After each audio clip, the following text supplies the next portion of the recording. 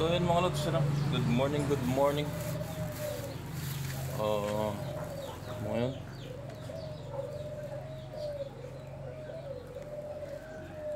27, ano? December 27 tayo. Dahil nakaginaldo tayo nung 24 ng gabi. At kinabukasan 25. Ito, nagpabili na naman tayo ng pagkain ng mga ibon natin. Ito yung giniling na mais o crack corn, ano? Pero dalawang klase po yan, may magaspang.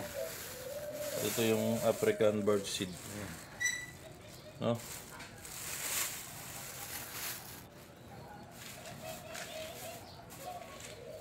At ito yung floating pang isda to, ayan, pellets na bilog, hindi siya pahaba, ano.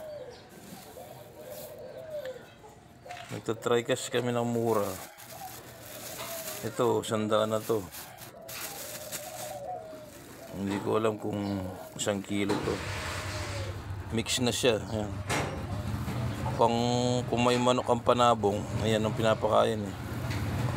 Conditioner na ang tawag dito, eh. Titry ko sa ibon kung gusto ng mga ibon to.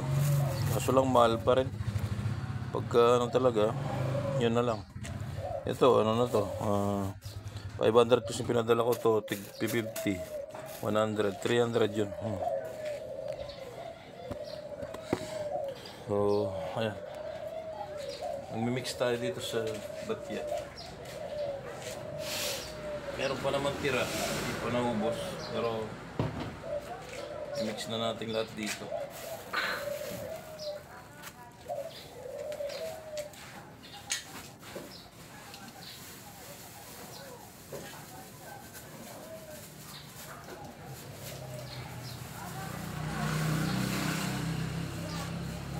Kaya nga panalangin ako ng panalangin na sana nga dito na ako sumahod sa pag-release na to. Kasi hindi na nga tayo nakapag-construction at nang tuloy-tuloy ko pa itong mga alaga na to. Pero pagka bumibigay na po ako, eh wala na po akong may pakain sa mga alaga ko. Gusto ko na silang alisin. Mamamatay lang sila, siyempre wala na akong papakain, mga lods. Diyan naman nagsimula yung pangalan nating collection. Dahil nga nung una may hamster pa tayo, may kakatil pa tayo. Tapos nga rabbit, manok na bantam, saka yung mga bato-bato na imported. Linakas ko lang yung boss ko kasi may sumabay na. So yan mga lods,